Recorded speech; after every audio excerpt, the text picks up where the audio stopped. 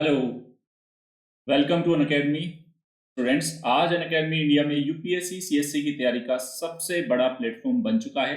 अगर आप अनअकैडमी को सब्सक्राइब करते हो तो आपको क्या क्या बेनिफिट्स मिलेंगे।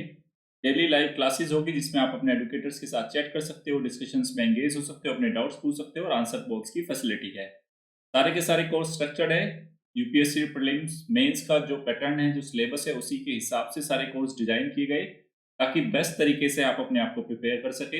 लाइव टेस्ट एंड क्विज़ेस की फैसिलिटी है ताकि आप अपने आप को इवैल्यूएट कर सके और अनलिमिटेड एक्सेस दिया गया है आपको। एक बार अगर आप नवीन वन कोड यूज करके अनअकैडमी को सब्सक्राइब करते हैं तो मेरे साथ साथ अनअकैडमी पे यूपीएससी सीएससी की तैयारी कराने वाले जितने भी एडुकेटर्स हैं सबके कोर्स तक आपकी फ्री में एक्सेस होगी।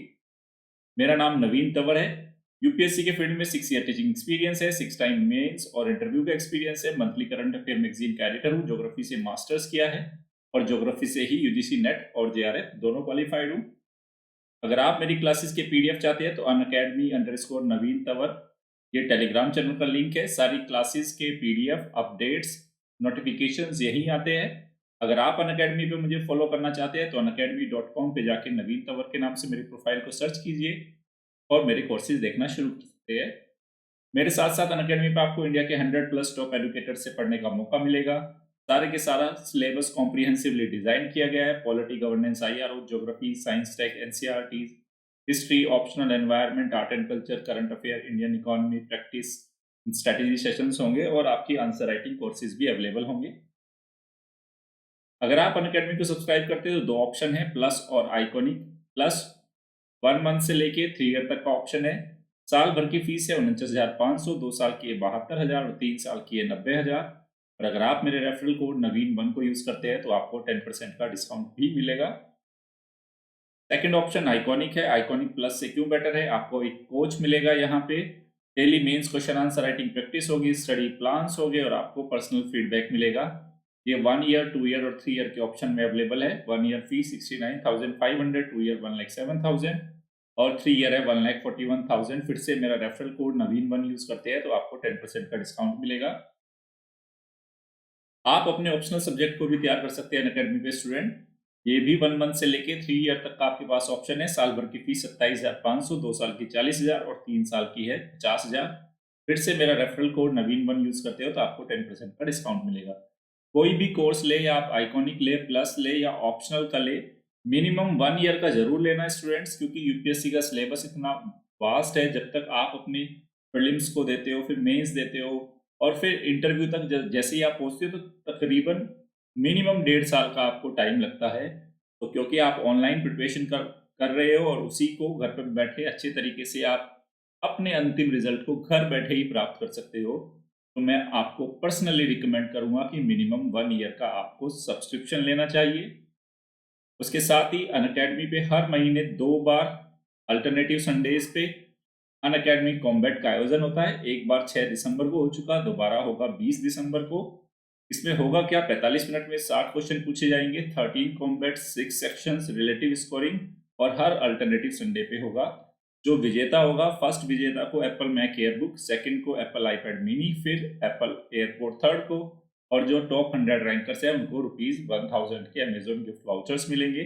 27 जून 2021 को आप सभी लोगों का प्रीलिम्स है, केवल 6 महीने बचे हैं। तो आप अपनी तैयारी को कंप्लीट कीजिए।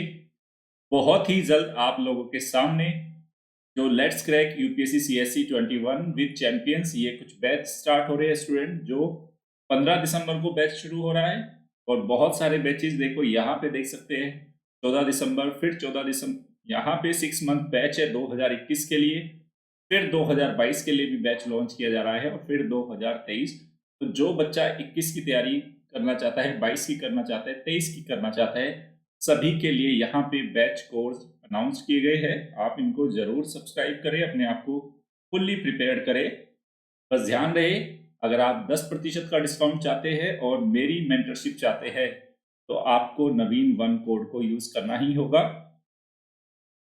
उसके साथ ही आप अनअकैडमी प्लस पे जाके मेरा कोर्स, रनिंग कोर्स है नीतिशा, सत्यनिष्ठा और अभिरुचि, उसको देख सकते हैं। आज का जो, जैसे आप जानते हैं, डेली सेशन होता है, daily news analysis, current affair MCQs और टॉपिक ऑफ द डे। तो आज 15 दिसंबर है स्टूडेंट, शुरू करते हैं आज के सेशन को। देखो, एक सुप्रीम कोर्ट में एक बड़ी यूनिक टाइप की एक पिटीशन आई है, याचिका। सबसे पहले बात करते हैं, जनरल स्टडीज पेपर 2 में जाएगा ये। एक याचिकाकर्ता है, उस याचिकाकर्ता की जो मांग है, नाम क्या है याचिकाकर्ता सब बताऊंगा। उसकी ये मांग है कि जो 1975 में जब देश में आपातकाल की उद्घोषणा की गई थी, तो वो क्या वैध था? क्या जो आपातकाल था वो वैलिड था क्या? उसके संदर्भ में सुप्रीम कोर्ट में याचिका दर्ज की गई। तो सुप्रीम कोर्ट इस बात पे अग्री हुआ है कि वो इस याचिका को सुनना चाहता है और उसने केंद्र सरकार को भी इस मामले में नोटिफिकेशन भेज दिया है। मामला क्या है देखते हैं। आपातकाल की उद्घोषणा की वैधता की जांच को लेकर एक याचिका दायर की गई है सुप्रीम कोर्ट में। तो सुप्रीम कोर्ट साल 1975 में देश में लागू आपातकाल की उद्घोषणा की वैधता की जांच को लेकर एक याचिका जो दायर की है, उस पर विचार करने के लिए सहमत हो गया। और जो सुप्रीम कोर्ट की जो ये पीठ है, 3 सदस्यीय पीठ होगी, जिसकी अध्यक्षता कौन करेंगे? न्यायमूर्ति S.K. कौल द्वारा की जाएगी। और दरअसल एक 94 साल की एक महिला है, उनका नाम है वीरा सरीन। इनकी याचिका के संदर्भ में केंद्र सरकार को नोटिस भी जारी कर दिया गया।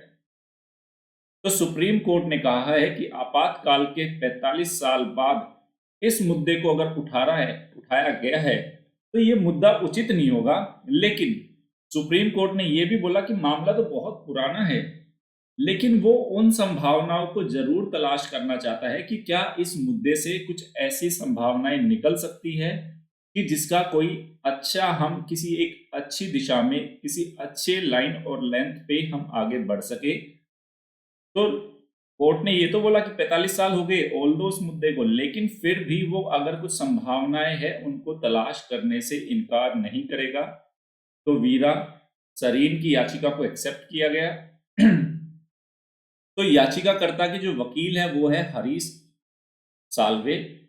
हरीश साल्वे का कहना क्या है, ये किनके, वीरा सरीन के ये वकील है कि आपातकाल की उद्घोषणा ने संवैधानिक शक्तियों का दुरुपयोग किया और नागरिकों को राहत भी प्रदान नहीं की। मतलब नागरिकों ने जितना झेला है, जैसे वीरा सरीन की फैमिली ने काफी कुछ झेला, इनका बहुत अच्छा बिजनेस था, दिल्ली के करोल बाग के अंदर काफी अच्छी ज्वेलर्स की एक नेशनली और इंटरनेशनली नॉन इनकी एक शॉप थी।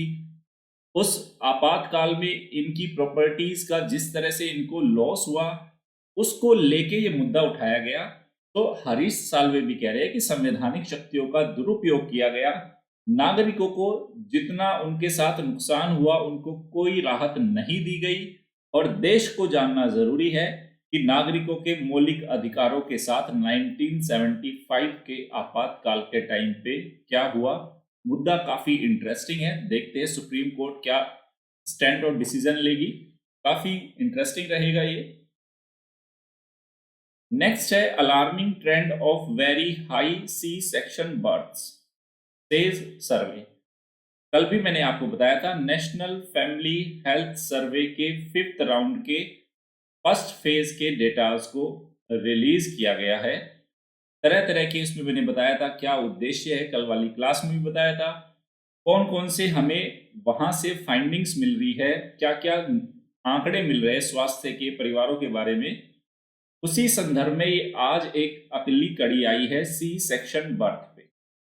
सी सेक्शन बर्थ क्या होता है ये सब मैं बताऊंगा। पहले ये देखते कहाँ जाएगा ये पेपर।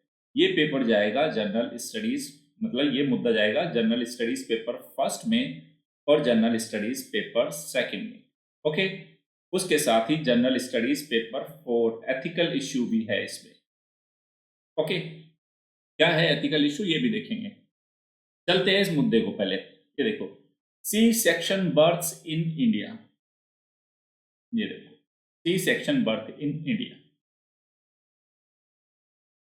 सी सेक्शन बर्थ क्या होता है? नॉर्मली जब किसी बच्चे की डिलीवरी होती है स्टूडेंट्स, या तो वो सिजेरियन या ऑपरेशन के थ्रू होता है या एक नॉर्मल डिलीवरी के थ्रू हो जाता है।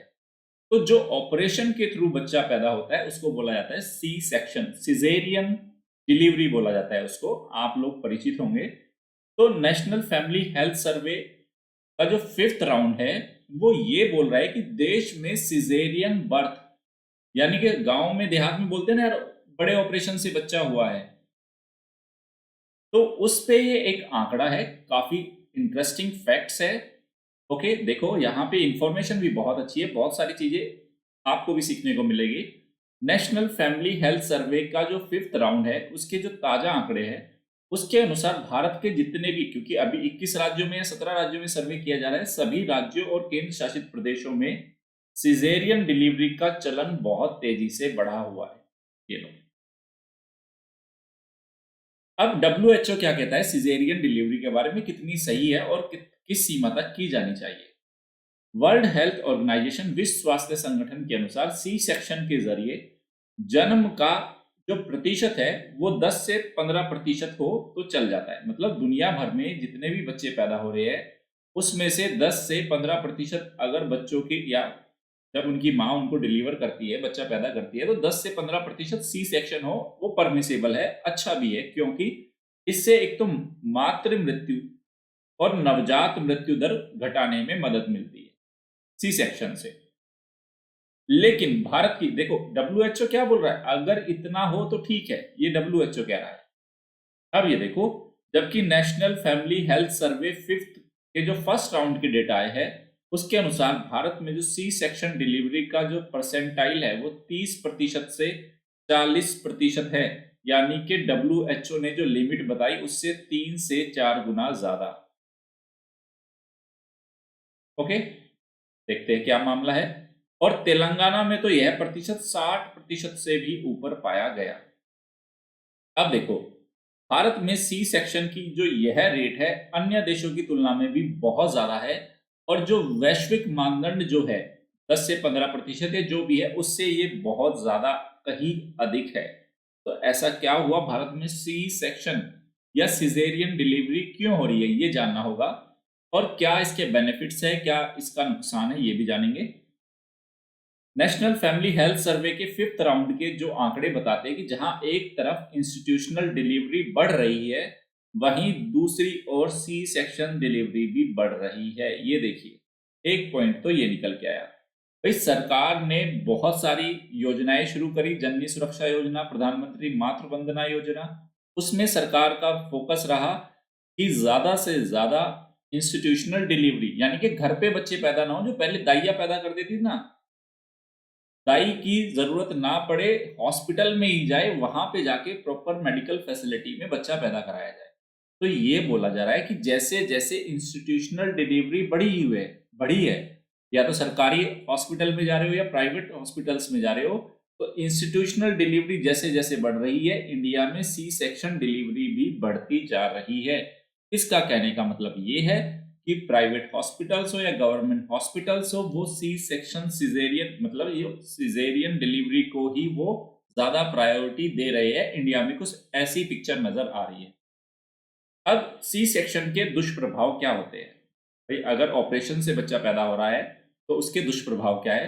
पहली बात तो महिलाओं को जब डिलीवरी के टाइम पे सी सेक्शन डिलीवरी होती है, एनेस्थीसिया दिया जाता है, तो उससे कुछ जटिलताएं उत्पन्न हो सकती है, पहला। दूसरा, ब्लड का लॉस हो सकता है। तीसरा, शरीर के अन्य अंगों को नुकसान या कोई संक्रमण हो सकता है। और चौथा, महिला स्वास्थ्य को भी इससे जोखिम पैदा हो सकता है लॉन्ग टर्म में भी। अब ये सी सेक्शन डिलीवरी कराई क्यों जाती है, ये देखो। पहला, हॉस्पिटल्स में डॉक्टर्स द्वारा ये रिकमेंड किया जाता है कि ये मातृ मृत्यु दर को, यानी कि इससे मां की लाइफ भी सेफ है और बच्चे की लाइफ भी सेफ है, और नो डाउट इससे MMR और IMR को कंट्रोल करने में मदद मिली है। पहले तो बहुत सारी महिलाएं लेबर पेन में मर जाती थी। दूसरा, अब देर से विवाह होता है। जैसे जैसे एजुकेशन बढ़ रही है, सोसाइटी मॉडर्न होती जा रही है, पहले कम उम्र में शादियां हो जाती थी। कम उम्र में शादियां, जो मैरिज होने से क्या होता था, डिलीवरी में ज्यादा कॉम्प्लिकेशंस नहीं होते थे। कम उम्र का मतलब यहाँ ये नहीं है कि चाइल्ड मैरिज कराओ, जो एक शादी की उम्र होती है 21-22 साल, वो अब जो एवरेज उम्र 30-30 प्लस चली गई, कुछ इंसान तो 35 प्लस या 40 में भी जाके शादी कर रहे हैं। तो कह रहे हैं अगर देर से विवाह होती है तो प्रेगनेंसी के दौरान पेल्विस क्या होता है, टाइट हो जाता है, जिससे नॉर्मल डिलीवरी कराने में प्रॉब्लम होती है, इसलिए डॉक्टर्स प्रेफर करते हैं सी सेक्शन डिलीवरी।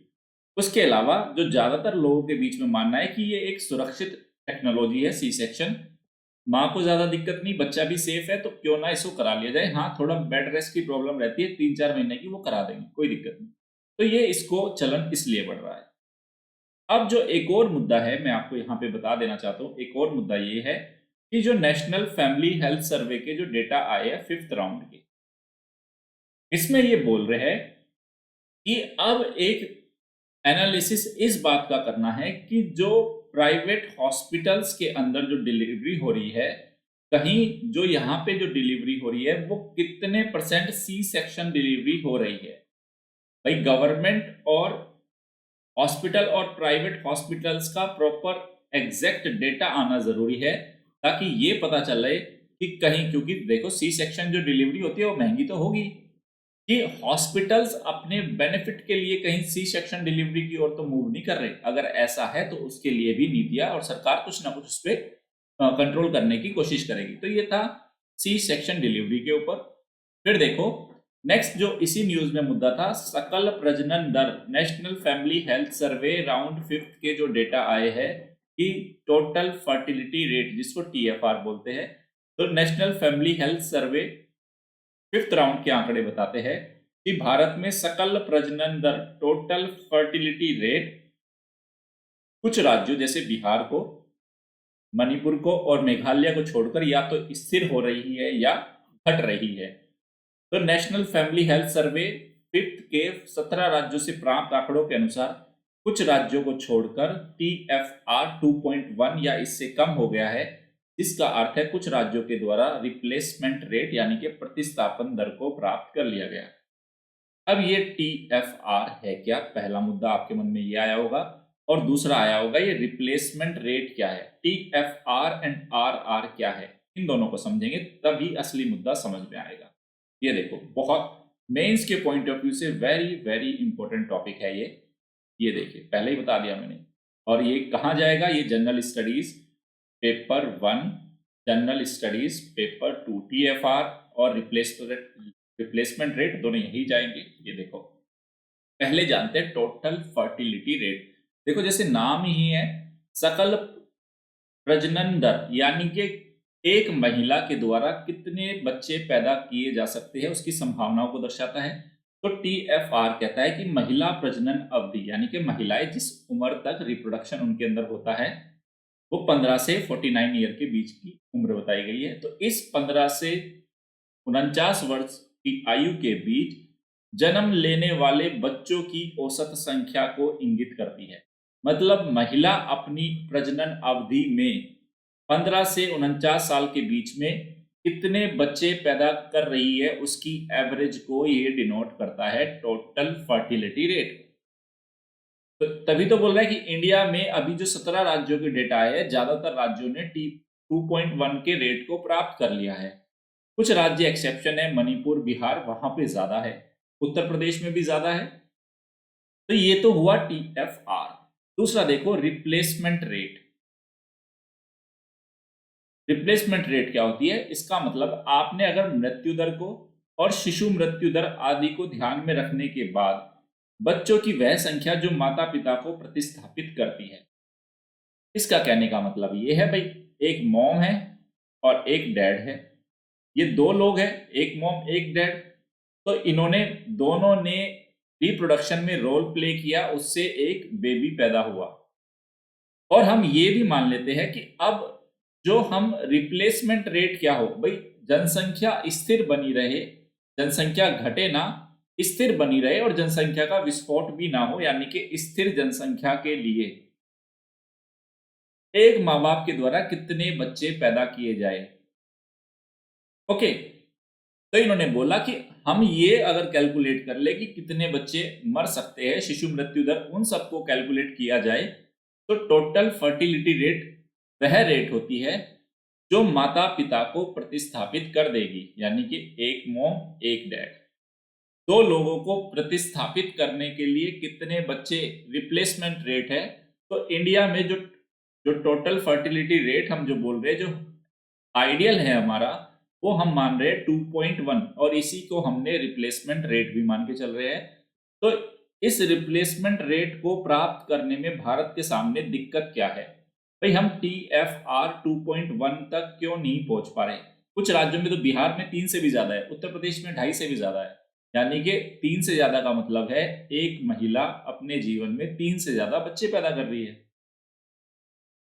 तो क्या कारण है भारत अपनी उस रिप्लेसमेंट रेट को अचीव नहीं कर पा रहा? पहली बात, कम उम्र में विवाह। आपने अगर 18, 19, 20 साल की उम्र में ही शादी कर दी लड़कियों की, तो उसका रिप्रोडक्टिव साइकिल तो देखो ना स्टूडेंट।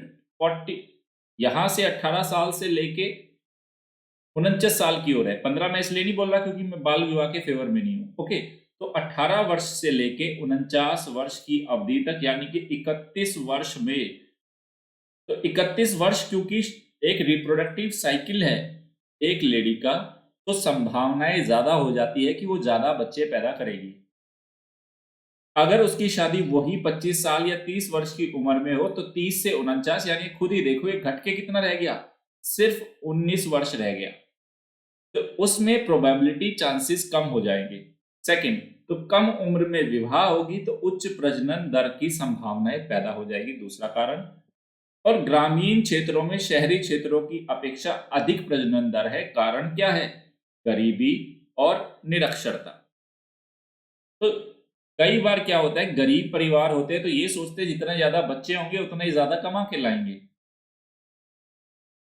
तो ये कारण है, ग्रामीण क्षेत्रों में शहरी क्षेत्रों की ज्यादा अपेक्षा प्रजनन दर है, जागरूकता का अभाव है, गरीबी है, निरक्षरता है और परिवार नियोजन का अभाव है। ये देखो, परिवार नियोजन का अभाव, फैमिली कोई प्लानिंग नहीं है, कितने बच्चे करने हैं, कैसे पालन पोषण करना है, भविष्य में उनको पढ़ाएंगे लिखाएंगे क्या है, कुछ सोचा ही नहीं।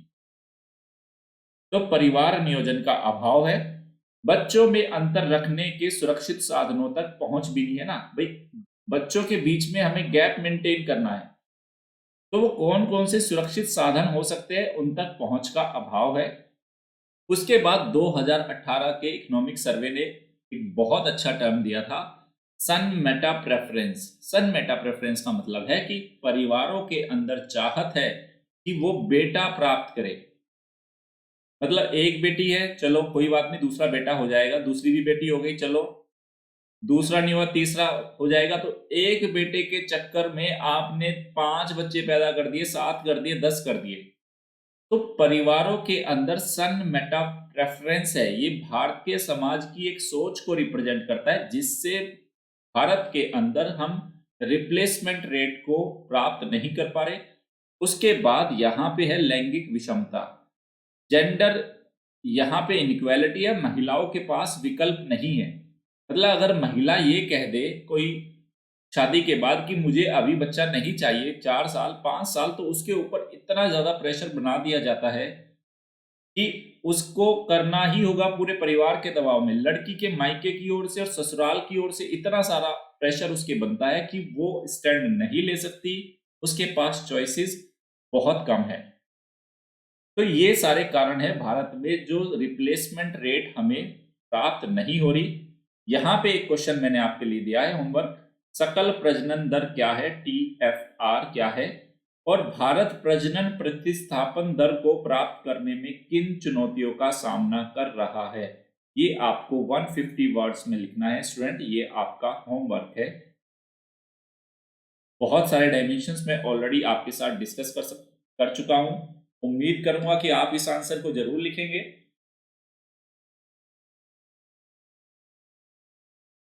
देखो स्टूडेंट, आगे बढ़ने से पहले मैं आपको बता देता हूं, अभी हमारे कुछ चैनल्स के ऊपर बहुत सारे बच्चे बोल रहे थे कि सर आपकी क्लास लाइव नहीं आ रही, बहुत सारे टीचर्स की आ रही है। देखो, हम अनअकैडमी के बहुत सारे यूट्यूब चैनल है, जिसमें जिस चैनल पे मैं पढ़ाता हूं उस चैनल पे कम्युनिटी स्ट्राइक चल रही है। ओके, हमारे वाले चैनल की कम्युनिटी स्ट्राइक चल रही है। वो स्ट्राइक पता नहीं 5 दिन, 10 दिन, 15 दिन, कितने दिन लगे उसको स्ट्राइक को दूर होने में। तो वो लाइव क्लासेस तब तक नहीं आएगी जब तक कम्युनिटी स्ट्राइक दूर नहीं होगी। हमारे चैनल के साथ ही प्रॉब्लम है, Unacademy UPSC let's crack UPSC CSC Hindi. तो लेकिन मैं कह रहा हूं क्लास लाइव हो या ये प्रीमियर क्लास हो, उसमें क्लास की क्वालिटी के साथ मैं कोई कॉम्प्रोमाइज नहीं कर रहा। इसलिए आप अगर प्रीमियर क्लासेस भी देख रहे हो तो एटलीस्ट आप तक मटेरियल जा रहा है। मेरे कमिटमेंट में मेरी साइड से आपके लिए कोई कॉम्प्रोमाइज नहीं है। आप भी किसी तरह का कॉम्प्रोमाइज मत करना। डेली बेसिस पे आप पढ़ते रहना। प्रीलिम्स भी नजदीक आ गया है और हर दिन कुछ ना कुछ मेंस का हमारा इंसाइट भी डेवलप हो रहा है। तो आप सभी लोगों को मैं रिकमेंड करता हूं, मेरी एडवाइस है आपके मेंटर के रूप में कि इन क्लासेस को रेगुलर देखते रहे। कोई भी किसी तरह की दिक्कत हो, वैसे तो मैं आप लोगों से स्पेशल क्लासेस में रेगुलर मिलता ही हूं। और आज रात भी याद रखना 9:30 बजे एक बहुत ही शानदार सेशन होने वाला है आंसर राइटिंग के ऊपर। उस सेशन को लाइव ही देखना है। आज के सारे शेड्यूल कैंसिल कर देना, वो सेशन लाइव देखना है। लाइव इसलिए देखना है स्टूडेंट क्योंकि आपके मन में 10 सवाल आएंगे क्वेश्चन आंसर की फॉर्मेटिंग को लेके। वो 10 आप मुझसे लाइव पूछना, मैं जवाब दूंगा, मुझे कोई दिक्कत नहीं है, लेकिन आप लाइव ही आना। और अभी अगर कुछ दिन हमारी YouTube की क्लासेस आपको प्रीमियर फॉर्म में, रिकॉर्डेड फॉर्म में भी मिल रही है तो उससे घबराने वाली बात नहीं है। मैं आप लोगों के साथ ही हूं और यही रहने वाला हूं। नेक्स्ट देखो, डोमेस्टिक वायलेंस के जो केस है वो इंडिया में बढ़े हैं, मतलब कुछ राज्यों में, और कर्नाटक में तो ये डबल हो गए डोमेस्टिक वायलेंस के केसेस। ये भी हमें कहां से मिला? नेशनल फैमिली हेल्थ सर्वे के 5th राउंड के डेटा है। कहां जाएगा? GS paper 1। ये बिल्कुल प्योर सामाजिक मुद्दा है। और जीएस पेपर 2 सोशल जस्टिस, दोनों में जा रहा है। और इसी में सोशल जस्टिस के साथ ये पॉलिसी, मतलब एक पॉलिसी नीतिगत मुद्दा भी है, पॉलिसी इश्यू भी है। बताऊंगा क्यों। देखते हैं क्यों बढ़ रहे हैं। कर्नाटक जैसे ऐसा राज्य जिसको भारत में सामाजिक सुधारों के नजरिए से बहुत अच्छा राज्य माना जाता है, तो वहां पे डोमेस्टिक वायलेंस के केसेस क्यों बढ़े, देखते हैं। ये देखिए, कर्नाटक में घरेलू हिंसा के मामलों में हुई है 2 गुना वृद्धि। ये लो, नेशनल फैमिली हेल्थ सर्वे के 5th राउंड के डेटा बता रहे हैं। तो national family health survey 5th round के आंकड़े बताते हैं कि 17 राज्यों में से, क्योंकि अभी पहले राउंड में 17 राज्यों के आंकड़े आए हैं, उनमें से 4 राज्यों में घरेलू हिंसा की घटनाओं में बहुत ज्यादा वृद्धि हुई है। और कर्नाटक में तो घरेलू हिंसा बढ़कर 2 गुना हो गई। ये लो, देखते क्या कारण है। घरेलू हिंसा के अंतर्गत पहले डिफाइन किया गया, घरेलू हिंसा होती क्या है? महिलाओं के विरुद्ध भौतिक और यौन हिंसा को शामिल किया जाता है। और इस सर्वे में बताया गया कि 4 राज्यों, इन 17 राज्यों में से 4 राज्यों में 30% मामलों में जो महिलाओं के खिलाफ हिंसा की है, मतलब पति के द्वारा की गई हिंसा हुई है।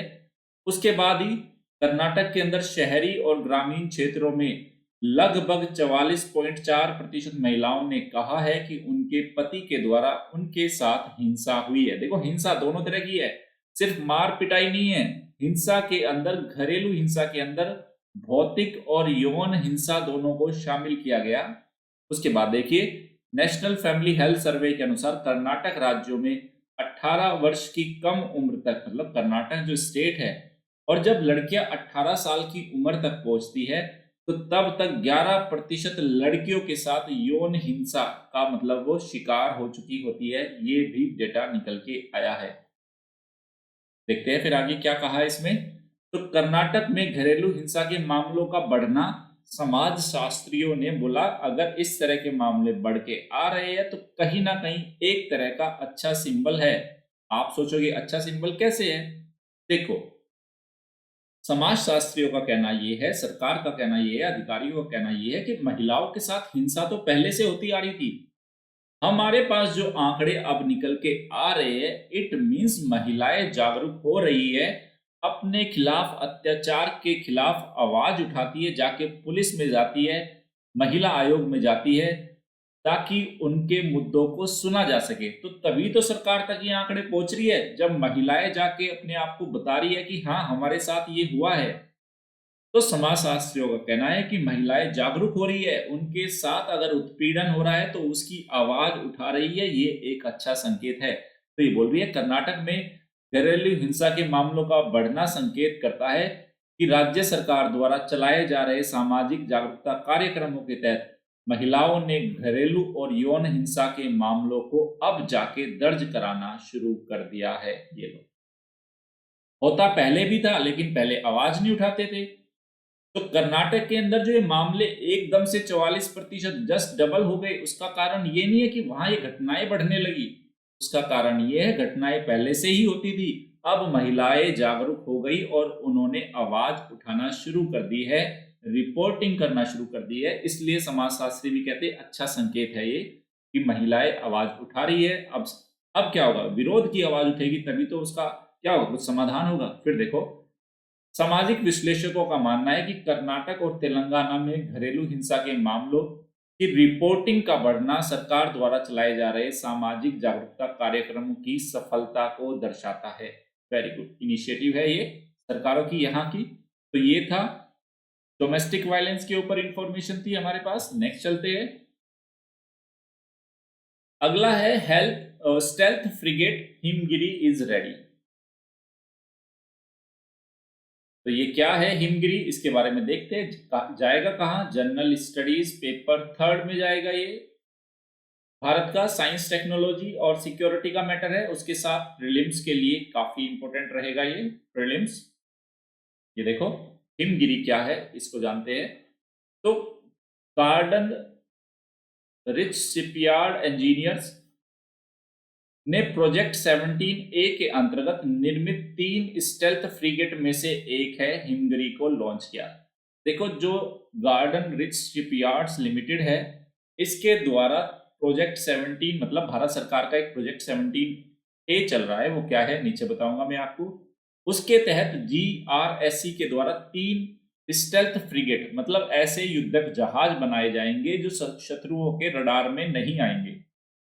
तो उनमें से एक हिमगिरी को अभी लॉन्च किया गया है। देखते हैं क्या है ये देखो प्रोजेक्ट 17A जानते हैं पहले तो क्या है। प्रोजेक्ट 17 एक श्रृंखला है जिसके तहत सरकार 7 फ्रिगेट्स यानी कि ऐसे कुछ लड़ाकू विमान कह रहा हूं जलयान बनाना चाहती है। 7 फ्रिगेट्स बनाए जाएंगे, जिनमें से 4 का निर्माण मतलब जो 7 बनेंगे इनमें 4 का निर्माण तो मझगांव डॉक लिमिटेड द्वारा किया जाएगा और 3 का किया जाएगा garden rich shipyard engineers plus MDL इन दोनों के द्वारा।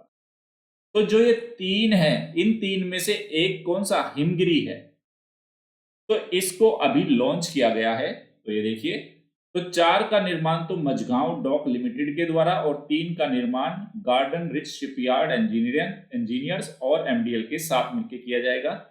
और जैसे ही ये नौसेना में शामिल हो जाएंगे तो भारतीय नौसेना की युद्धक क्षमता बढ़ जाएगी। अब ये देखो ये क्या है, प्रोजेक्ट 17A के तहत जितने भी ये फ्रिगेट्स बन रहे हैं स्वदेशी रूप से विकसित है और स्टील्थ टेक्नोलॉजी का इसमें इस्तेमाल किया जा रहा है जिससे कि ये शत्रुओं के रडार में नहीं आएंगे और एकीकृत प्लेटफॉर्म प्रबंधन प्रणाली के साथ इनको हथियारों से और सेंसर से लेस किया जाएगा और ये स्टेल्थ फीचर से युक्त होंगे। ये है प्रोजेक्ट 17A। ओके, इस प्रोजेक्ट 17A के साथ मैं आपको एक और प्रोजेक्ट बता देना चाहता हूं, प्रोजेक्ट 75। इसमें कई बार कंफ्यूज रहते हैं क्योंकि कई बार प्रोजेक्ट 17A आता है और कई बार न्यूज़पेपर में आता है प्रोजेक्ट 75। तो 17A तो हमने देख लिया, अब 75 देखते हैं। ये देखो, तो पहले मैं आपको बता देता हूं जो प्रोजेक्ट 17A है उसके तहत जो पहला जहाज बना था उसका नाम था नीलगिरी। अब जो दूसरा बना है हिमगिरी। अब ये देखो प्रोजेक्ट 75 क्या है इसको भी देख लेते हैं। देखो जब 1997-8 के टाइम पे जो कारगिल का जो युद्ध हुआ था तो 1990 के दशक के अंत में कारगिल युद्ध के समय सरकार का विचार था कि पनडुब्बियों का स्वदेशी निर्माण की एक योजना तैयार करेंगे। वो फिर बाद में प्रोजेक्ट ठंडे बस्ते में चला गया। फिर बाद में सरकार ने क्या किया, तो अलग अलग श्रेणियों में पनडुब्बी निर्माण की 2 अलग अलग श्रेणियां लॉन्च की कि भारत सरकार पनडुब्बियों का निर्माण करना चाहती थी और विदेशी सहयोग से फिर इन्होंने एक प्रोजेक्ट चलाया प्रोजेक्ट 75। तो इसकी 2 सीरीज चल रही है 75 और 75I। तो ध्यान रखना जब भी प्रोजेक्ट 75 का नाम आए तो पनडुब्बी याद रखना है और जब भी प्रोजेक्ट 17A का याद नाम आए तो ये मान के चलना ये फ्रिगेट्स है हमारे।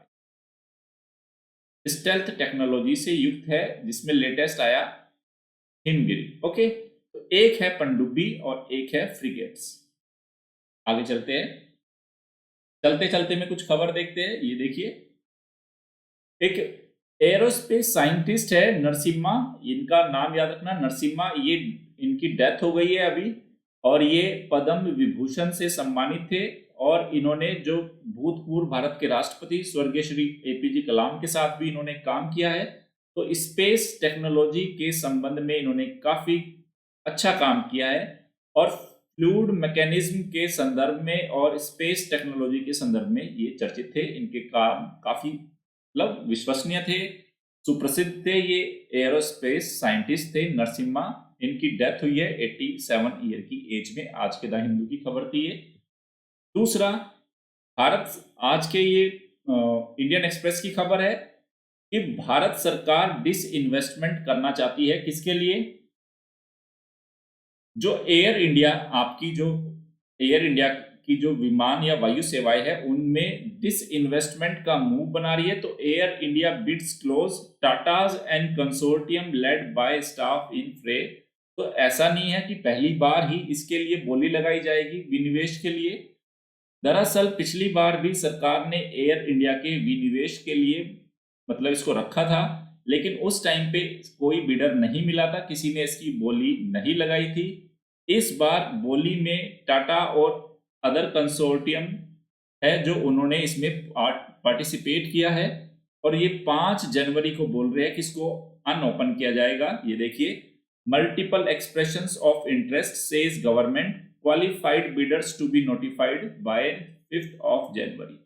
5 जनवरी तक बता देगी कि एयर इंडिया में डिसइन्वेस्टमेंट के लिए किसने क्वालिफाई किया।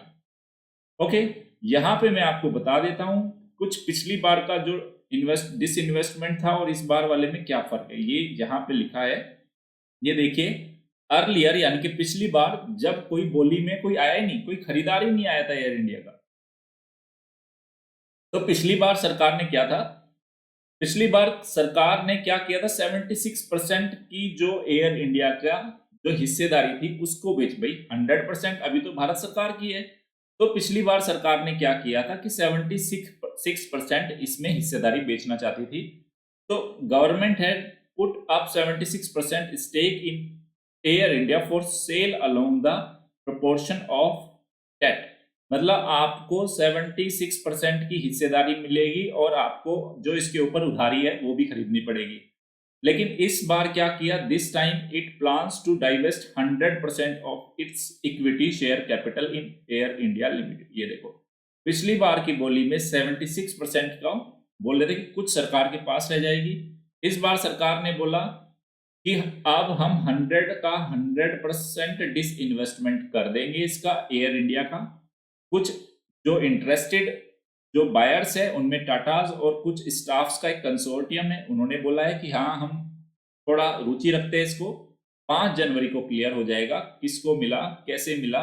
ओके, तो ये बात हुई। नेक्स्ट है पोलावरम प्रोजेक्ट को बोला जा रहा है कि वर्ष 2022 से ये खरीफ सीजन के लिए क्या हो जाएगा, यहां से पानी को रिलीज कर दिया जाएगा। तो पोलावरम प्रोजेक्ट है का किस नदी पे, बस ये ध्यान रखना है, गोदावरी रिवर के ऊपर है।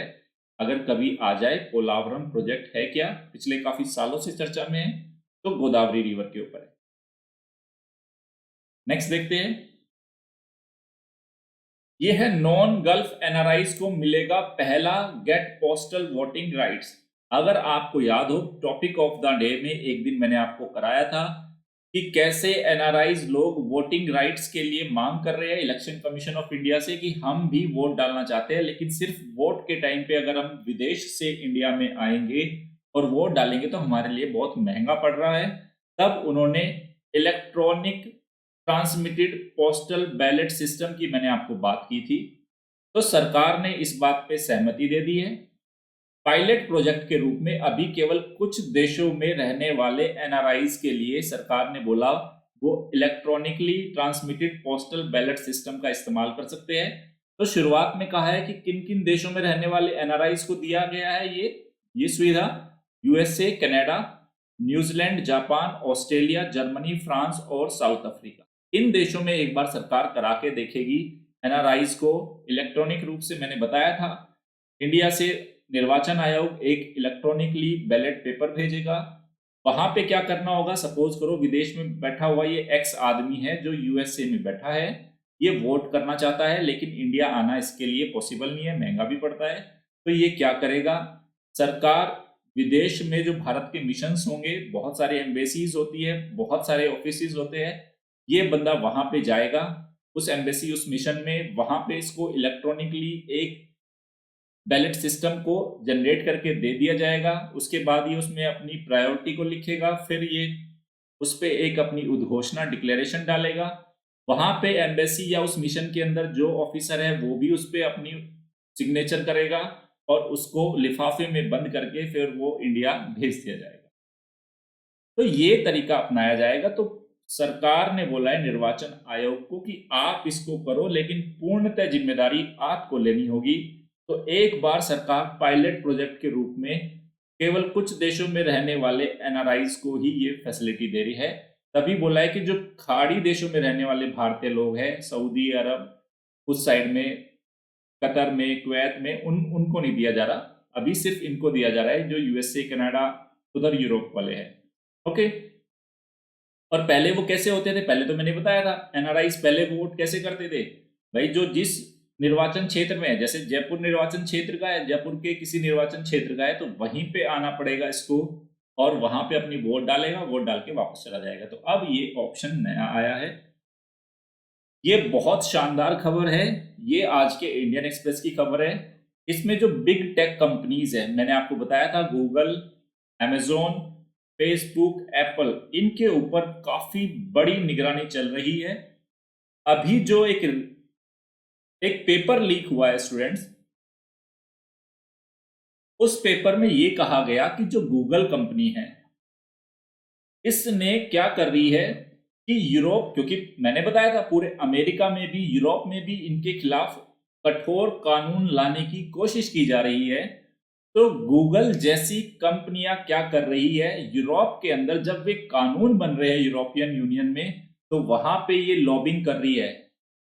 लॉबिंग मतलब इन्होंने वहां के कुछ राजनेताओं को, कुछ अधिकारियों को, कुछ एक्टिविस्ट को, कुछ एकेडमिक्स को जिनके वहां पे काफी अच्छा प्रभाव है, उनको खरीद के उन कानूनों को उनको अपने अनुरूप तोड़ने मरोड़ने की कोशिश की जा रही है गूगल के द्वारा। यही काम अमेजॉन, फेसबुक और एप्पल के विरुद्ध भी ऐसे आरोप लगाए जा रहे हैं। तभी तो अमेरिका में तो इनके खिलाफ एंटी ट्रस्ट इशू हुआ है, कोर्ट के अंदर एंटी ट्रस्ट जो इनके खिलाफ मुकदमा दाखिल किए जा रहे हैं। और जो बताया जा रहा है कि जिस तरीके से ये कंपनियां काम कर रही है, ये लोकतंत्र के विरुद्ध है, इनकी लोकतांत्रिक प्रणालियों के विरुद्ध है, इनकी जो मार्केट स्ट्रेटजीज है। अब ये देखो मुद्दा काफी गर्म हो चुका है। वास्तव में पिछले 1-1.5 महीने से मैं लगातार आपको ये सारे मुद्दे समझा रहा हूं। अब कितना बड़ा ये एक बहुत बड़ा ये मामला निकल के आया है कि big tech turns it lobbyist lose on Europe alarming regulators. तो देखते हैं क्या आने वाले दिनों में और नया मुद्दा क्या होगा इस संदर्भ में। एक और खबर है, आज के ही द हिंदू की खबर है। गुजरात के अंदर देश का या दुनिया का सबसे बड़ा hybrid energy renewable energy park जो कच्छ जिला है वहां पे एस्टेब्लिश किया जाएगा। हाइब्रिड का मतलब ये सोलर एनर्जी और विंड एनर्जी दोनों होगी इस पे। इसकी जो क्षमता होगी वो 3000 मेगावाट पावर की क्षमता होगी। ओके, 30,000, 3000 नहीं, 30,000 मेगावाट क्षमता का सोलर और विंड एनर्जी से ये होगा।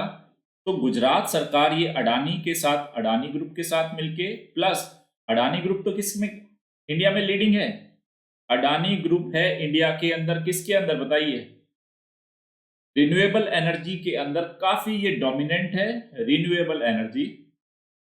और एक है सुजलान, सुजलॉन, ये विंड एनर्जी के जो क्षेत्र में काफी लीडिंग है। इन दोनों के साथ मिलके गुजरात सरकार का ये प्रोजेक्ट है। ओके,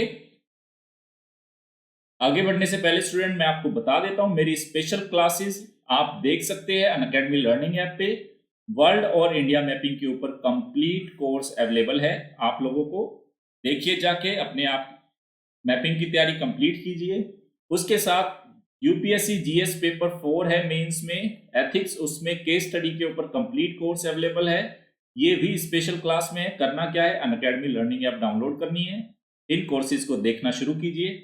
मैं अभी बता रहा हूं, जो बच्चे 2021 की तैयारी में सीरियसली ले रहे हैं, तो आपके पास 15 से 20 जनवरी तक का ही टाइम है जो आप मेंस के टॉपिक को कवर कर सकते हैं स्टूडेंट।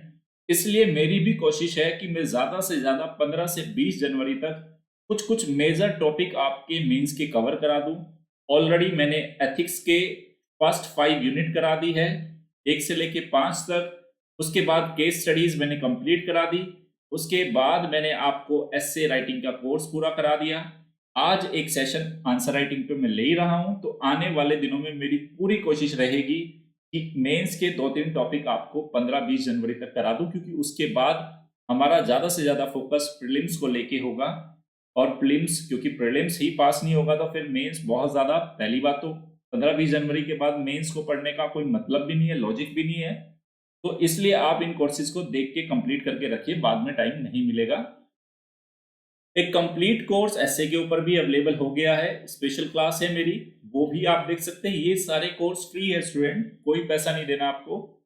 आज रात 9:30 बजे, वो रात है 9:30 बजे, कई दिनों से बोल रहा हूँ, रात 9:30 बजे आंसर राइटिंग के ऊपर एक बहुत ही अच्छा सेशन होगा, जिसमें कैसे उत्तर लिखना है, डायग्राम, मैप, फ्लो चार्ट्स कहाँ डालने हैं, ये सब मैं आपको सिखाऊंगा। आज रात 9:30 बजे अनअकैडमी स्पेशल क्लास होगी। सारे काम छोड़ देना और सब कुछ छोड़ देना, लाइव क्लास आके ज्वाइन करनी है। बहुत ही जल्द आपके सामने सेशन आने वाला है। स्पेशल सेशन, स्पेशल क्लासेस होगी, फ्री होगी। ज्योग्राफी, जिसमें हम ज्योग्राफी फॉर जीएस, मतलब जनरल स्टडीज की ज्योग्राफी पढ़ेंगे, जिसमें हम प्रीलिम्स और मेंस इन दोनों टॉपिक को कवर करेंगे। ज्योग्राफी के फर्स्ट जो स्टेप है हमारा यूपीएससी एग्जाम में प्रिलिमिनरी, वहां पे भी और मेंस में भी। मेंस में तो इवन हर साल 70 से 80 नंबर का ज्योग्राफी ही आ रहा है बच्चों, 70 से बहुत। देखो प्रीलिम्स में चाहे ज्योग्राफी का वेटेज घटा हो, लेकिन यूपीएससी ने मेंस में ज्योग्राफी का वेटेज बढ़ा दिया, इस बात को ध्यान रखना। 70 से 80 नंबर का आ रहा है, मिनिमम 70 से 80 नंबर का। तो मेंस, और अगर आपका मेंस बहुत अच्छे से ज्योग्राफी का तैयार है तो प्रीलिम्स में जो 4-5 क्वेश्चन आते हैं वो भी आपके सॉल्व हो जाएंगे। ओके, मेरे साथ जुड़े रहना। ये क्लासेस भी अनअकैडमी लर्निंग ऐप पे स्पेशल क्लासेस के रूप में चलाई जाएगी और बहुत जल्द इसी महीने ये क्लास शुरू हो जाएगी। बस ध्यान रखना, मेरा रेफरल कोड नवीन1 है स्टूडेंट। आप लोग इस कोड को जितना ज्यादा यूज करोगे, आप लोग मेरा कोड को यूज करके जितना ज्यादा एडमिशन ले सकते हो, सब्सक्राइब कर सकते हो, मेरी स्पेशल फ्री क्लास देख सकते हो। देखो स्टूडेंट, क्योंकि अगर आपका सपोर्ट मुझे नहीं होगा तो फिर कैसे होगी ये जर्नी, कैसे तैयार कराई जाएगी। 1 साल 1.5 साल की यात्रा, जिसमें आप आईएएस बन सकते हो और उसमें एक मेरा महत्वपूर्ण रोल रहेगा। तो आपको अपने लिए मुझे सपोर्ट करना होगा, इस बात को ध्यान रखना। कोड है नवीन1। आने वाले जो मेरे कोर्सेज है वो है आंतरिक सुरक्षा, लोक नीति, पर्यावरण, आपदा प्रबंधन, अवसंरचना और ऊर्जा, सामाजिक ऊर्जा, कृषि, सुशासन, भारतीय समाज और संबंधित मुद्दे। अब चलते हैं डेली करंट अफेयर एमसीक्यूज पे। पहला क्वेश्चन है, हाल ही में सैन इसिद्रो मूवमेंट, जिसको एमएसआई के नाम से जाना जा रहा है, समाचारों में है। यह आंदोलन एक कैरेबियाई देश क्यूबा में कलाकारों और कार्यकर्ताओं द्वारा अभिव्यक्ति की स्वतंत्रता की मांग के लिए चलाया जा रहा एक अभियान है। दूसरा, यह आंदोलन कलात्मक कार्यों की राज्य सेंसरशिप के खिलाफ शुरू किया गया था। तीसरा, सैन इसिड्रो यूनेस्को विश्व धरोहर स्थल है। बताइए ए, बी, सी या डी, सही उत्तर क्या होगा? इसको इंपॉर्टेंट नोट करेंगे। क्या सही उत्तर होगा इस प्रश्न का?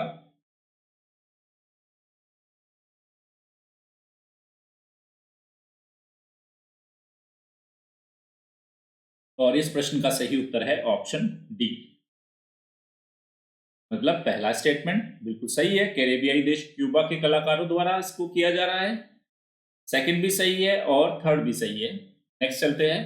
हाल ही में संघाई संघाई की स्पेलिंग कमेंट कर लेंगे। संघाई सहयोग संगठन से संबंधित शब्द है एक सिनेमा स्कोप। यह भारतीय दूतावास द्वारा एससीओ देशों के लिए विशेष रूप से शुरू की गई एक फिल्म श्रृंखला है। इसके अंतर्गत भारत हिंदी भाषा में भारतीय फिल्मों की स्क्रीनिंग करेगा। तीसरा, यह एससीओ के देशों और लोगों से संपर्क को मजबूत करने के लिए भारत की सॉफ्ट पावर डिप्लोमेसी है या उसका एक हिस्सा है। आपको बताना है कि कौन सा कथन सही है। कौन सा स्टेटमेंट सही है इस प्रश्न का बताइए।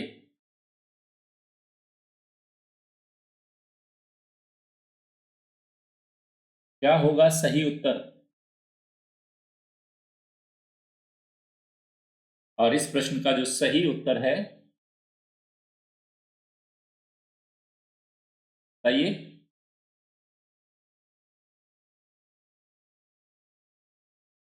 Option B. ये देखिए, पहला स्टेटमेंट सही है, तीसरा सही है, दूसरा गलत। दूसरा क्यों गलत है? क्योंकि यहाँ पे हिंदी भाषा में नहीं बल्कि रूसी भाषा में या रशियन लैंग्वेज में इनकी स्क्रीनिंग की जाएगी भारतीय फिल्मों की। बाकी पहला स्टेटमेंट और तीसरा स्टेटमेंट सही है।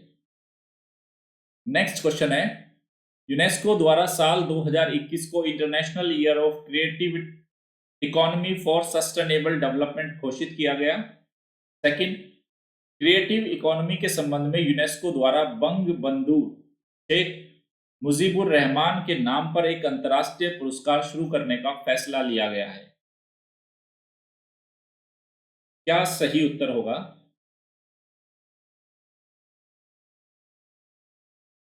और इस प्रश्न का सही उत्तर है ऑप्शन सी, मतलब पहला स्टेटमेंट और दूसरा स्टेटमेंट बिल्कुल सही है।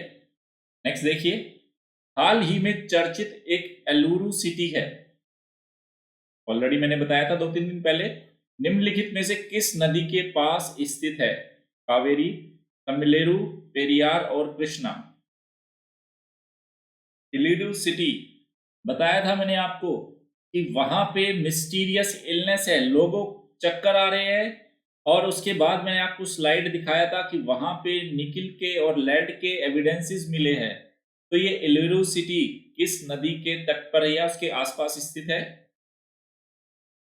और इस प्रश्न का सही उत्तर है ऑप्शन बी, तमिलेरु। हाल ही में चर्चित स्वाधीनता सड़क को खोले जाने की बात की जा रही है। यह सड़क निम्नलिखित में किन देशों के बीच स्थित है? भारत नेपाल, बांग्लादेश म्यांमार, भारत बांग्लादेश और भारत व पाकिस्तान। स्वाधीनता सड़क का बताइए संबंध किससे है? ए, बी, सी या डी? और इस प्रश्न का सही उत्तर है ऑप्शन सी, भारत और बांग्लादेश।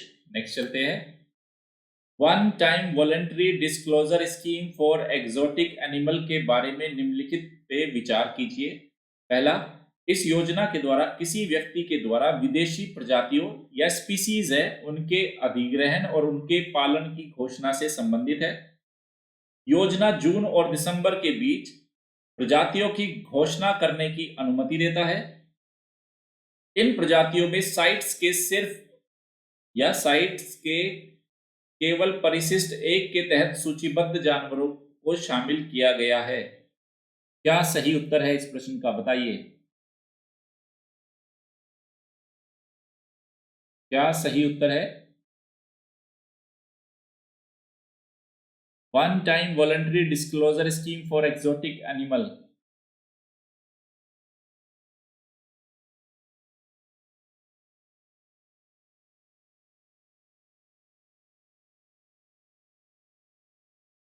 और इस प्रश्न का सही उत्तर है ऑप्शन ए, पहला स्टेटमेंट सही है, दूसरा स्टेटमेंट सही है, तीसरा गलत है क्योंकि केवल अपेंडिक्स फर्स्ट की बात नहीं की गई। अपेंडिक्स फर्स्ट, सेकंड और थर्ड तीनों को के तहत सूचीबद्ध जानवरों को शामिल किया गया है इसके अंतर्गत। ओके, इसलिए थर्ड स्टेटमेंट रॉन्ग हुआ। अब देखते हैं टॉपिक ऑफ द डे। जैसे कल हमारा टॉपिक ऑफ द डे था इंडिया बांग्लादेश, आज का टॉपिक ऑफ द डे काफी शानदार है। काफी दिनों से पूरे देश को गर्म किया हुआ है इस मुद्दे ने। देखते क्या मुद्दा है, ये देखिए, form reforms in India and in China.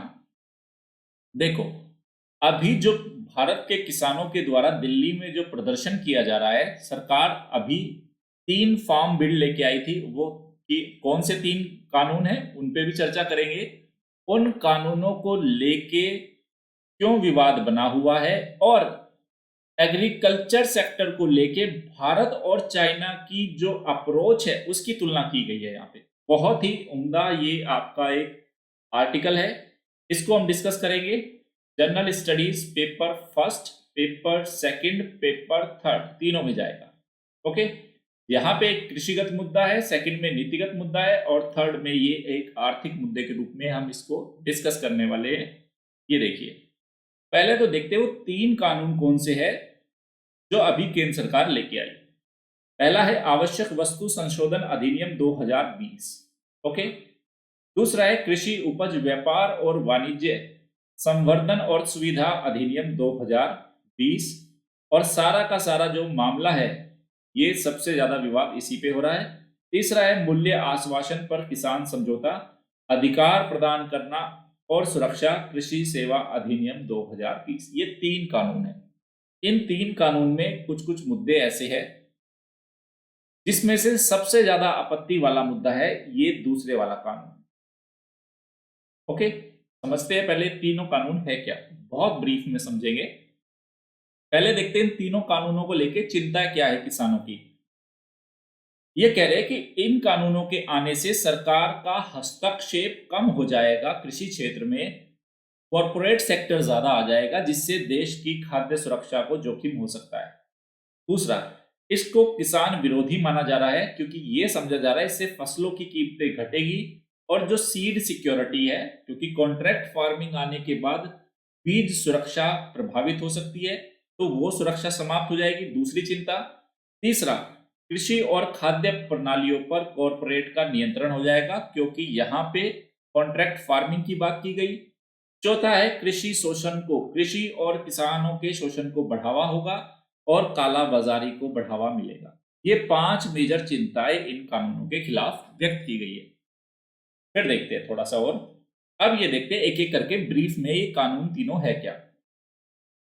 आवश्यक वस्तु संशोधन अधिनियम जो 2020 है उसके अंतर्गत क्या प्रावधान किया है कि अगर देश में अकाल, युद्ध आदि जैसी असामान्य परिस्थितियां हो जाए और कीमतों में अत्यधिक वृद्धि हो जाए, कोई प्राकृतिक आपदा आ जाए, तो कृषि उपजों की आपूर्ति और उनका भंडारण और कीमतों को नियंत्रित किए जाने का प्रावधान किया है। ये लो, पहला ब्रीफ में बताया है। दूसरा कृषि उपज व्यापार और वाणिज्य संवर्धन और सुरक्षा अधिनियम है 2020। ये क्या करेगा, कृषि उपज बाजार समितिज है जिनको एपीएमसीज मंडी बोला जाता है, एग्रीकल्चर प्रोड्यूस मार्केट कमेटीज, ये बाजारों की अपेक्षा करते हुए निजी स्थल पर अथवा एपीएमसी द्वारा आधारित बाजार स्थल के बाहर व्यापार करने की स्वतंत्रता प्रदान करता है। यानी कि जो एग्रीकल्चर प्रोड्यूस मार्केट कमिटीज है इसके बाहर भी आप अपने प्रोडक्ट्स को बेच सकते हो, किसानों को बोला गया है। और जो दूसरा चिंता है किसानों का कि सरकार एमएसपी की बात नहीं कर रही, मिनिमम सपोर्ट प्राइस जो अभी तक किसानों को दिया जाता था उसको लेके इनकी प्रमुख चिंताएं है। तीसरा, मूल्य आश्वासन पर किसान समझौता अधिकार प्रदान करना और सुरक्षा और कृषि सेवा अधिनियम 2020 जो तीसरा कानून था वो इंडिया में कॉन्ट्रैक्ट फार्मिंग के लिए कानूनी ढांचा तैयार करने का प्रावधान करता है। तो ये तो कोई नई बात नहीं थी कि इंडिया में कॉन्ट्रैक्ट फार्मिंग नहीं थी, ऑलरेडी पहले से चलती आ रही थी। अब इस कॉन्ट्रैक्ट फार्मिंग को सरकार कानूनी ढांचे में लेके आना चाहती है। सबसे बड़ा जो मुद्दा है इस वाले को लेके है एपीएमसी मंडीज को लेके और एमएसपी मिनिमम सपोर्ट प्राइस का एक मुद्दा है। ओके, अब समझते हैं जो आज का हमारा जो टॉपिक ऑफ द डे है जिसमें मैं ये बताना चाहता हूं कि जो भारत और चीन के बीच में एग्रीकल्चर सेक्टर की स्ट्रेटेजी क्या है। ओके, आज थोड़ा आंखों में पेन हो रहा है स्टूडेंट्स मेरे, ओके, इसलिए बार बार आंखें बंद कर रहा हूं मैं। तो उसमें जो नीति क्या है भारत और चीन की, तो उसकी आज हम यहाँ पे स्टडी करेंगे। सबसे पहले हम ये देखना चाहते हैं कि मेजर मुद्दा क्या है। अभी जो किसानों का मुद्दा है वो मेजर उस मुद्दे की नेचर क्या है, क्या ये मुद्दा पॉलिटिकल है या दूसरा ये इकोनॉमिक है। ओके, तो पॉलिटिकल भी है और ये इकोनॉमिक है। तो आज के टाइम में किसानों का मुद्दा राजनीतिक और आर्थिक मुद्दा हो गया। राजनीतिक क्यों है? क्योंकि किसानों का मानना है, देश के बहुत सारे राजनीतिक दलों का मानना है, बहुत सारे समूहों का मानना है कि सरकार जब इतना बड़ा कानून लेके आई तो जो स्टेक होल्डर्स हैं, जो इससे प्रभावित होने वाले लोग थे, उनके साथ पर्याप्त बातचीत नहीं की गई। पर्याप्त बातचीत नहीं की गई, यानी कि यहाँ पे भी ट्रस्ट का अभाव दिखाई दिया। दूसरा इकोनॉमिक मुद्दा। इकोनॉमिक मुद्दा ये किसानों का और बहुत सारे दलों का मानना ये है कि आपने किसानों को बाजार के भरोसे छोड़ दिया। ऑलरेडी भारत के अंदर बाजार पे लोगों का विश्वास कम है, विशेषकर किसानों का। तो ऐसे में भी क्योंकि ऑलरेडी मार्केट पे ट्रस्ट नहीं था, मार्केट मॉडल पे लोगों को, किसानों को, फिर भी आपने यहाँ पे भी ट्रस्ट डेफिसिट हो गया। तो कुल मिला के विश्वसनीयता का अभाव है, चाहे वो राजनीतिक विश्वसनीयता का हो या सेकंड हो इकोनॉमिक ट्रस्ट, दोनों की कमी देखने को मिली। इसलिए ये मुद्दा इतना गर्म हुआ है। पहली बात, इतना समझ में आ गया। यहां पे अब हम स्टडी करेंगे कि चाइना में भी तो क्या एग्रीकल्चर है, वहां पे भी तो एग्रीकल्चर इकोनॉमी से वो आज एक इतनी बड़ी इकोनॉमी बना है। तो यहां पे हम स्टडी करेंगे चाइना का और इंडिया का बेसिक डिफरेंस क्या है दोनों देशों के एग्रीकल्चर सेक्टर को लेकर। देखो चाइना ने क्या किया। चाइना ने आजादी के बाद अपने एग्रीकल्चर सेक्टर को, एग्रीकल्चर और रूरल एरियाज को, एग्रीकल्चर एंड रूरल, ग्रामीण क्षेत्रों में रिफॉर्म को इसने टारगेट किया। रूरल एरिया रिफॉर्म्स को टारगेट किया। भारत ने किसको टारगेट किया? भारत ने किया मैन्युफैक्चरिंग को, विनिर्माण को। और हमने हमारी जो पॉलिसीज लगातार थी उदारीकरण की, लिबरलाइजेशन की ओर हम बढ़े। तो ये एक बेसिक डिफरेंस हो गया कि चाइना ने पहले से ही एग्रीकल्चर और रूरल रिफॉर्म्स उसके एजेंडा थे। भारत के शुरुआती एजेंडा रहे इंडस्ट्रीज, मैन्युफैक्चरिंग सेक्टर, फिर हमारा लिबरलाइजेशन की ओर हमने लगातार मूव करना शुरू कर दिया। तो दोनों की अप्रोच में डिफरेंट है। चाइना और इंडिया दोनों की ही अप्रोच अलग रही है विकास की इस गति में, जिसने अलग अलग दोनों देशों की ग्रोथ रेट भी अलग अलग रही। और उसके साथ ही दोनों देशों के अंदर पॉवर्टी रिडक्शन, गरीबी उन्मूलन का रेट भी अलग अलग रहा। तो चाइना के अंदर ऐसा नहीं था कि गरीबी नहीं थी। चाइना ने अपनी गरीबी को कंट्रोल किया, एग्रीकल्चर सेक्टर्स के पूरे रिफॉर्म किए, पूरा एग्रीकल्चर सेक्टर इसने मार्केट के लिए बिल्कुल तैयार कर दिया। वो रणनीति क्या थी उस पर भी डिस्कस करेंगे, और भारत उन रणनीतियों से चाइना से क्या सीख सकता है। तो एक तो दोनों की अप्रोच ही अलग थी। दूसरी बात, अब चाइना के बारे में बात कर लेते, चीन ने किया क्या है। देखो चीन ने क्या किया, जो आर्थिक या अर्थशास्त्रियों का मानना है, हम बाजार को फोकस में रख के एग्रीकल्चर को बाहर रख रहे हैं। मतलब भारत के अंदर बाजार सेंटर में है और कृषि चारों ओर है। चाइना ने कृषि को सेंटर में रखा, कृषि केंद्र में, कृषि को केंद्र में रखकर फिर बाजार के सुधार किए। जबकि इंडिया में क्या बोला जा रहा है, इंडिया के अंदर जो आरोप लग रहे हैं, आपने बाजार को पहले सोच रहे हो, कॉर्पोरेट सेक्टर को पहले सोच रहे हो, मार्केट को पहले सोच रहे हो। तो एक अंतर ये देखा गया कि कृषि को सेंटर में रख के कि कृषि को कैसे उतना कॉम्पिटिटिव बना पाए कि वो बाजार से लड़ सके, बाजार की ताकतों से लड़ सके। तो चाइना ने जितने भी रिफॉर्म किए एग्रीकल्चर को सेंटर में रख के किए। इंडिया में जो आरोप लग रहे हैं कि हम बाजार को केंद्र में रखकर सुधारों की ओर आगे बढ़ रहे हैं। तो यहाँ पे एजेंडा ही बिल्कुल अलग हो गया।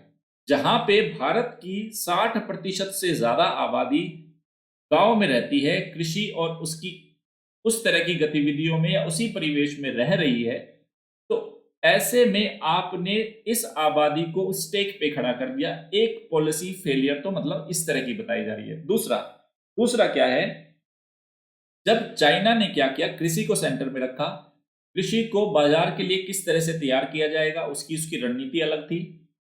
दूसरी बात, जो चाइना की अप्रोच थी उसने रूरल नॉन फार्म एक्टिविटी, ग्रामीण गैर कृषि गतिविधियों पे बहुत ज्यादा फोकस किया। गतिविधियों पर फोकस। गैर कृषि गतिविधियां क्या होती है? गैर कृषि गतिविधियां मतलब एक तो आप खेती बाड़ी कर ही रहे हो, सब्जियां फल बहुत सारी उपजे उगा रहे हो, लेकिन ग्रामीण क्षेत्रों में जरूरी नहीं है ना सिर्फ कृषि पे ही डिपेंड हो। तो चाइना का फोकस था कि ठीक है, मैं खाद्यान्न में आत्मनिर्भर बन जाऊंगा अगर मैंने कृषि को टारगेट कर लिया। लेकिन गरीबी तो चीन के सामने भी एक बहुत बड़ा मुद्दा था। तो गरीबी से निकलने के लिए, क्योंकि ज्यादातर गरीब पॉपुलेशन चाइना की भी रूरल एरियाज में ही थी, तो उसने रूरल नॉन फार्म सेक्टर को टारगेट किया, जिसके तहत क्या आता है, जैसे हस्तशिल्प उद्योग हुआ, छोटे छोटे विनिर्माण उद्योग हुए जो ग्रामीण पृष्ठभूमि में स्थापित हो सकते थे। वहां के परिवहन को, ग्रामीण एरिया की वहां की अवसंरचना को, ओके, वहां के हैंडीक्राफ्ट्स को, वहां के प्रोसेसिंग सेंटर्स को, फूड प्रोसेसिंग सेंटर्स हो, वहां का जो माइनिंग, जो अगर वहां पे माइनिंग की कोई एक्टिविटी हो रही हो, उसके साथ माइनिंग के साथ क्या हो गया, वहां पे कम्युनिटी सर्विस हो गई। तो गैर कृषि गतिविधियों के सेक्टर को भी चाइना ने फोकस किया। इससे चाइना को क्या मदद मिली? गैर कृषि गतिविधियों को टारगेट करने से उसकी गरीबी को उसने कंट्रोल कर लिया, गरीबी को लगभग उन्मूलन कर लिया। क्योंकि अगर मैं गरीबी के बारे में आंकड़ा बताऊं तो 1978 से लेके 2002 के बीच, दो आंकड़े बता रहा हूं, इस अवधि में एक तो चाइना ने अपनी जो कृषि से होने वाली जो उसकी ग्रोथ रेट थी, एग्री ग्रोथ रेट, कृषि समृद्धि दर, उसको दो गुना कर लिया। इन 24 सालों के अंदर चीन ने दो गुना कर ली अपनी कृषि ग्रोथ रेट। दूसरा उसने क्या किया, 1978 में चाइना में 33% पॉपुलेशन गरीबी रेखा से नीचे थी, वही 2001 में केवल 3% रह गई। क्यों? चीन ने सेंटर में रख के चला एग्रीकल्चर, और सिर्फ एग्रीकल्चर को फोकस नहीं किया, उसने रूरल नॉन फार्म एक्टिविटी मतलब खेतों से अलग होने वाली गतिविधियों को भी इसने फोकस किया। अब इंडिया में क्या प्रॉब्लम है, अब इंडिया की देखते हैं। रूरल नॉन फार्म एक्टिविटी को लेके इंडिया, ऐसा तो है नहीं इंडिया में नहीं हो रहा। इंडिया और रूरल नॉन फार्म एक्टिविटी, गैर कृषि गतिविधियां, ये देखो प्रॉब्लम क्या है इंडिया में, भारत के समक्ष प्रॉब्लम क्या है नॉन फार्म रूरल एक्टिविटी को लेके। पहला, निरक्षरता है। लोग गांव में क्या है, निरक्षर है, इलिटरेट है, उनको पता नहीं है कि और क्या कर सकते हैं। दूसरा, यहां पे रेगुलेटरी रेस्ट्रिक्शंस बहुत ज्यादा है, बहुत ज्यादा रेगुलेटरी रेस्ट्रिक्शन, सरकार की हर मामले में हस्तक्षेप बहुत ज्यादा। तीसरा यहां पे है क्वालिटी इंफ्रास्ट्रक्चर, गुणवत्तापूर्ण अवसंरचना। इसका मतलब क्या हुआ गुणवत्तापूर्ण अवसंरचना का? अब सुनो भाई, आपने रूरल नॉन फार्म एक्टिविटी में आपने बोला, आपने वहां पे फूड प्रोसेसिंग की कोई छोटी सी यूनिट लगा दी, अचार की, पापड़ की, जैम की, ठीक है, क्योंकि रॉ प्रोडक्ट तो कृषि से मिल गया, कुछ हैंडीक्राफ्ट्स है। तो अवसंरचना बेहतर कैसी है भाई? क्या बिजली है, क्या क्या अच्छी सड़कें है, क्या ट्रांसपोर्टेशन है, क्या समझ रहे हो ना इसको? क्या लोग स्किल्ड है क्या? तो क्वालिटी इंफ्रास्ट्रक्चर की कमी है इंडिया में रूरल नॉन फार्म एक्टिविटी के क्षेत्र में। लोग इलिटरेट है, सरकार के बहुत ज्यादा रेगुलेटरी रेस्ट्रिक्शंस है, तभी तो हम इस सेक्टर को कृषि से जुड़ा हुआ या कृषि के आसपास के क्षेत्र से जुड़ी हुई गतिविधियों को इंडिया बूस्ट नहीं कर पा रहा। हालांकि सरकार की भी अपनी बहुत सारी इनिशिएटिव है, मैं बताता हूं सरकार ने कौन कौन सी एक्टिविटी चला रखी है। ग्रामीण गैर कृषि गतिविधियां कौन कौन सी है इंडिया में, देखो। आपको भी नजर आ जाएगा। और सरकार ने उसके लिए कौन कौन सी स्कीम चल, भाई मनरेगा क्या है? भाई मनरेगा के अंदर क्या होता है? गैर कृषि गतिविधियां ही तो है, वहां खेती थोड़ी ना करा रहे हैं हम इन श्रमिकों से। एक तो मनरेगा योजना चलाई, दूसरी दीनदयाल उपाध्याय ग्राम कौशल योजना। लो भाई, हैंडीक्राफ्ट वाले हैं, कोई विनिर्माण वाले हैं, उनके लिए अब इनको पैसे की जरूरत है, तो प्रधानमंत्री मुद्रा योजना, चलो पैसा मिले या ना मिले योजना तो चला दी। फिर चौथा क्या किया इन्होंने? आजीविका आजीविका ग्रामीण एक्सप्रेस योजना, ये लो, ये चलाई सरकार ने। पांचवी क्या चलाई बताओ? दीनदयाल अंत्योदय योजना।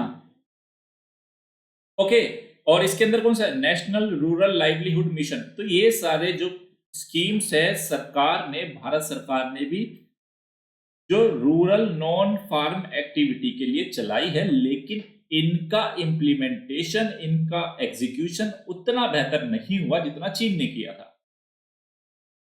ये मुद्दा आ गया, समझे आप? फिर देखो, तो चीन की और भारत की नीति में जो अभी का जो मेजर फर्क है, क्या अंतर है? देखो, चीन ने पहले किया था और आज भारत क्या कर रहा है। चीन है इधर, भारत है। चीन ने पहले क्या किया भाई? कृषि को सेंटर में रखा और बाजार से जोड़ना चाहता था चीन भी कृषि को, लेकिन इसने क्या बोला? बाजार से जोड़ने वाले जितने भी प्लेटफॉर्म थे इसने तैयार किए, पहले सारे प्लेटफॉर्म तैयार किए, सारे बाजार से जोड़ने के लिए, एक्सपोर्ट से जोड़ने के लिए सारे प्लेटफॉर्म धीरे धीरे इसने तैयार किए चाइना ने। उसके बाद अपने कृषि क्षेत्र को थोड़ा थोड़ा खोलना शुरू किया, ये देखा कि क्या कृषि क्षेत्र बाजार के साथ कोऑर्डिनेट कर पा रहा है या नहीं। इंडिया में जबकि क्या हुआ? इंडिया में आपने बाजार का पूरा आउटले, पूरा स्ट्रक्चर डेवलप नहीं हुआ और सीधा ही कृषि को छोड़ दिया। लो भाई, अपने आप जुड़ते रहना, आप बाजार के साथ जैसे भी जुड़ोगे। समझ में आया क्या? मेजर प्रॉब्लम क्या है?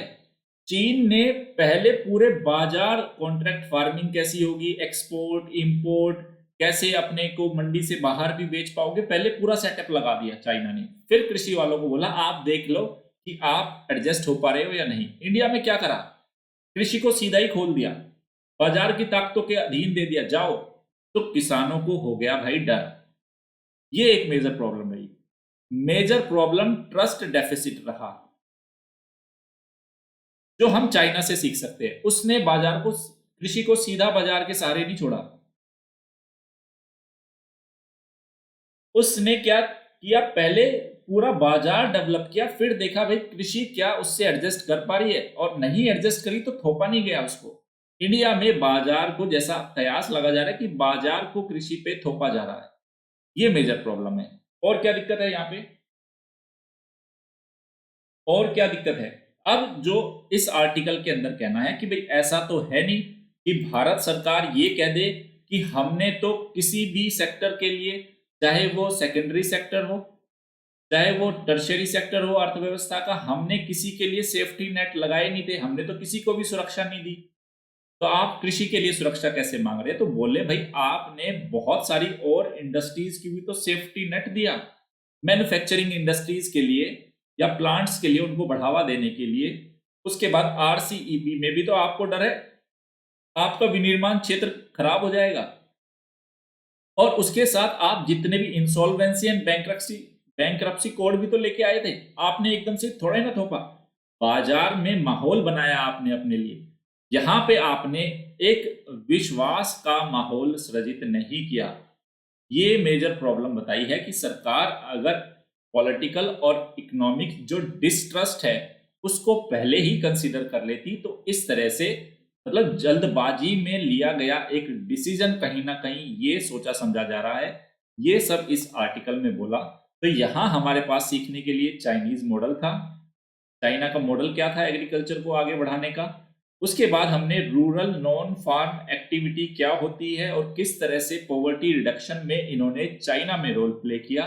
इंडिया में रूरल नॉन फार्म एक्टिविटी के सामने क्या चुनौतियां है और हमने कौन कौन सी स्कीम्स लेके आए हैं, वो हमने डिस्कस की। स्टूडेंट, उम्मीद कर रहा हूं कि टॉपिक आपको बहुत अच्छे से समझ आया होगा। आगे बढ़ने से पहले मैं फिर बता देता हूं, प्लस और आइकॉनिक दो ऑप्शन है अनअकैडमी को सब्सक्राइब करने के। 1 महीने से लेके 3 साल तक का है। साल भर की फीस 49,500, 2 साल की 72,000 और 3 साल की है 90,000। मेरा रेफरल कोड नवीन1 यूज करोगे तो आपको 10% का डिस्काउंट मिलेगा। सेकंड ऑप्शन आइकॉनिक है। क्यों बेटर है? कोच मिलता है, daily mains question answer writing होगी, स्टडी प्लान्स, पर्सनल फीडबैक मिलेगा। ये भी साल, 2 साल, 3 साल, 69,500, 1,07,000, 1,41,000। फिर से रेफरल कोड नवीन1 को यूज करेंगे तो आपको 10% का डिस्काउंट मिलेगा। और आप अपना ऑप्शनल भी तैयार कर सकते हो। 1 मंथ से लेके 3 ईयर तक का यहाँ पे आपका ऑप्शन है। फिर से अगर मेरा रेफरल कोड नवीन1 अप्लाई करोगे तो आपको 10% का डिस्काउंट मिलेगा। इस कोड को जितना आप अप्लाई करोगे उतना मैं आपके साथ लंबी दूरी तय करूंगा, उतना क्वालिटी का मटेरियल दूंगा। आगे बढ़ने से पहले यही बोलूंगा, रात 9:30 बजे आज रात बहुत अच्छा सेशन होने वाला है। लाइव देखना, ज्यादा से ज्यादा सारे काम रोक देना, उस सेशन को लाइव देखना है। अगर आपको मेरी क्लासेस पसंद आ रही है तो लाइक करना, शेयर करना और सब्सक्राइब करना। और अगर आप 10% का डिस्काउंट चाहते हो तो नवीन1 रेफरल कोड को यूज करना, मेरी मेंटरशिप भी मिलेगी। Okay students, thanks for the watching. मिलते हैं कल और आज रात 9:30 बजे स्पेशल क्लास में भी। Okay, good night.